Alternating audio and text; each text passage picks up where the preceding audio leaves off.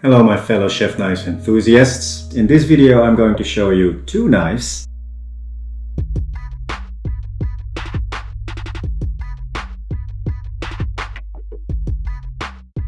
Both from the same maker, a non-Japanese maker.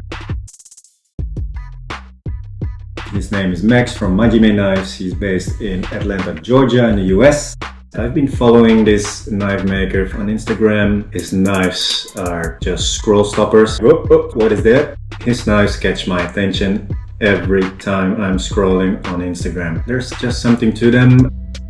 Very elegant looking. He always uses interesting materials. They're just beautiful objects to look at. To me, they all look like they could be part of a collection in a museum.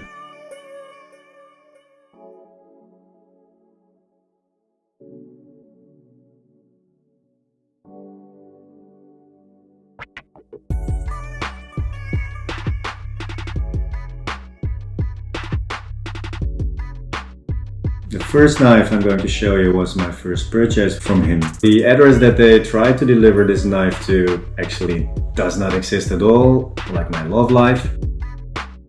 The packaging was pretty primitive. It didn't came in a box. This knife was $1,000 plus.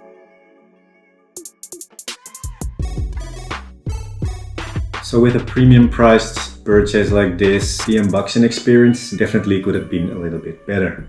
Anyway, the first knife I'm going to show you is this beautiful Nakiri No Kana II, made with a stainless Kumai Nitro V core and cry treated. It's grounded, convex and compound. The handle is made of gemstone and it has a copper ferrule. The ergonomics of the handle was something I already knew I wanted. I knew the handles on his knives were going to feel great. At least to me. The handle on this Nakiri though is it's pretty long and heavy, which brings the balance point of this knife right smack in the middle. For a Nakiri, I actually prefer to have a little front heavy blade. But hey, it's gemstone and it's pretty. It's pretty. It's so pretty! There is a certain sensibility that he gives to his knives as a ex-chef turned knife maker. Especially the amount of attention that he gives to the grinds of his knives are amazing to me. This Nakiri has this very subtle S-grind, which makes it cut really nicely. Anyway, he seems pretty obsessed with finding the perfect grind for each blade that he makes. There's a lot of consideration into the user and the task that the blade is intended for. It's all very thought out. His heat treatment seems to be on point. His knives definitely have great fit and finish, gorgeous from tip to bottom. It's just flawless. I don't have anything bad to say about the fit and finish on his knives.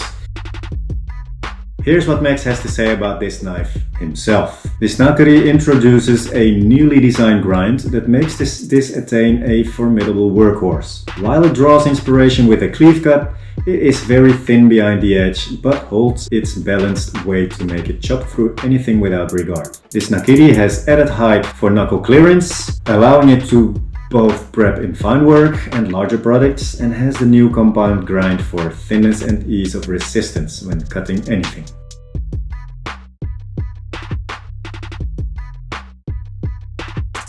The second knife is going to be the Majime Limited Edition Ko-Gyuto. The first pre-order of this Majime Limited Edition sold within the day that it was released. All his knives are sold within a few minutes, sometimes even seconds.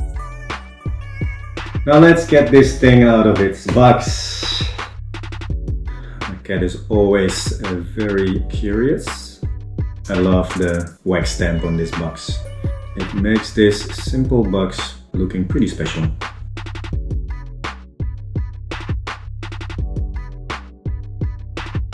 It's always great to support an artist.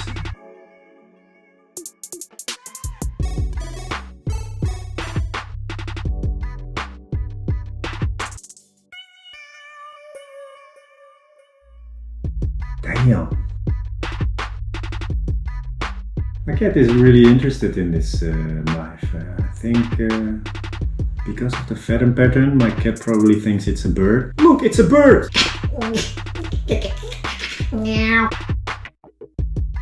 That feather pattern is just amazing. It definitely looks like it is not completely handmade.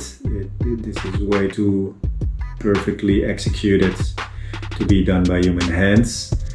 But it definitely looks like a artisanal knife, and it feels very light and nimble in the hand. The handle, for my taste, is maybe a little bit too thin.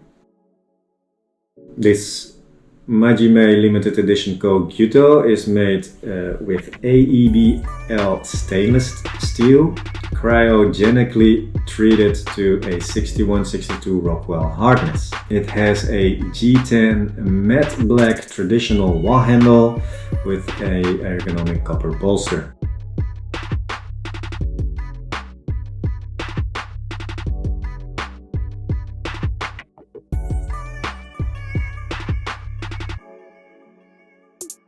Oh man, the geometry of this blade is just something else. As he said, it's a convex and compound grind. It makes it feel a little bit thick behind the edge, but directly behind the edge, if you know what I mean, it becomes thinner again, which sometimes people will call an S-grind, which is highly exaggerated. This is the bevel, and it goes a little bit like that. This blade has the same idea, incorporated in this feather grind. It's something you have to feel with your own hands to understand completely, I think. I'm just horrible in explaining this, to be honest. Anyway, very interesting geometry on this blade. Very excited to start using this knife. This is what Max says about this knife himself. The Majime Limited Edition Ko-Gyuto is a story of years of design, refinement, and the pursuit to make a chef knife that is unparalleled in performance and beauty. Unique in design, the feather milling alongside both bevels are not only for aesthetics, but a sole purpose that has never been seen on a production level ever. The feather grind, he actually has a patent pending for that, aids in two functions: food release and ease of resistance to fabricating food. Say goodbye to things that stick on your blade. This knife won't allow vegetables or any product to stick to it. No more mess on the cutting board. The ease of resistance means that whenever cutting anything, it dramatically lowers the force to cut through products, making this knife feel smooth, safe, and seamless as if, for example, an onion were butter. Let's find out if these are just beautiful words or that it actually does all that.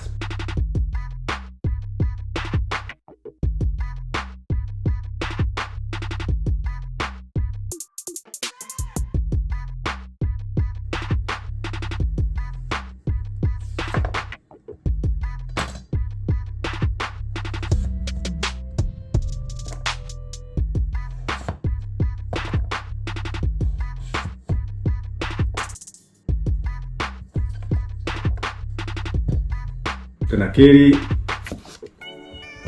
just glides through the potato. We don't have a lot of stickage to this blade.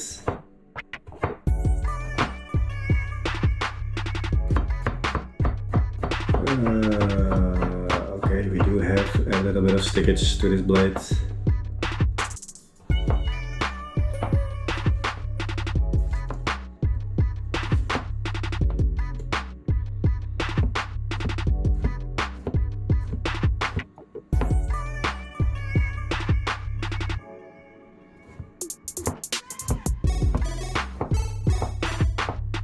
Like butter.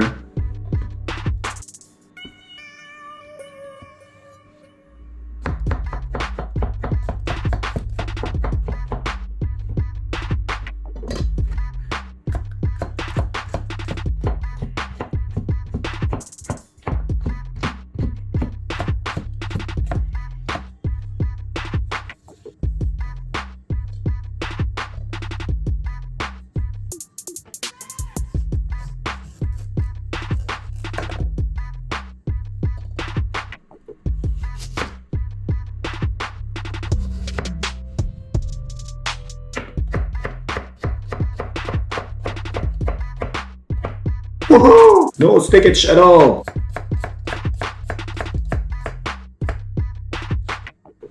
So satisfying.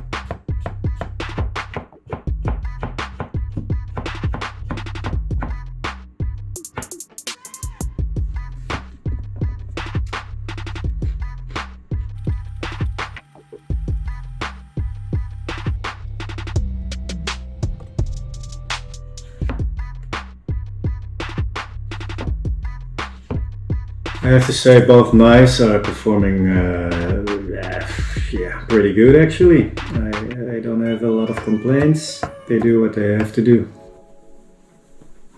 Good stuff! They do it!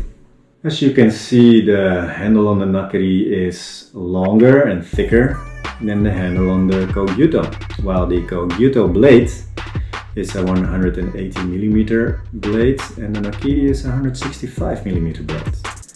But of course the Nakiri blade is a bit taller. So yeah, I probably have to use this knife for a while, and then I will definitely get used to both of the handles. Right off the bat, it seems like the handle on the Ko-Gyuto is maybe a little bit too thin. The handle on the Nakiri maybe a little bit too heavy. Anyway, I already got used to using this knife and this handle. It actually works perfectly fine. So what the hell am I talking about? What a waste of time. With this choil shot, you can definitely see the S-type grinds on the Ko-Gyuto is clearer than on the Nakiri. The Nakiri has the same type of convex and compound grind, but with a less dramatic S grind. It's a very subtle S grind. You basically cannot see it, or barely can see it, but you can definitely feel it if you rub the blade the right way. Ew! Look at these two blades just standing there, looking really cool. Look how cool we are looking! My hat's off to the cameraman.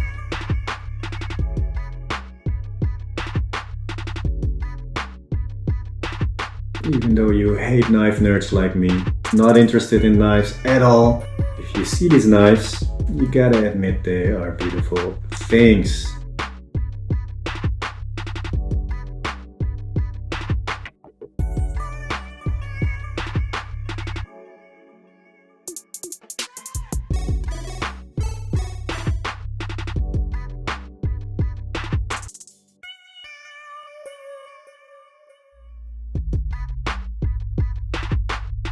So in my opinion, Max is creating a very unique line of knives. Can they do better?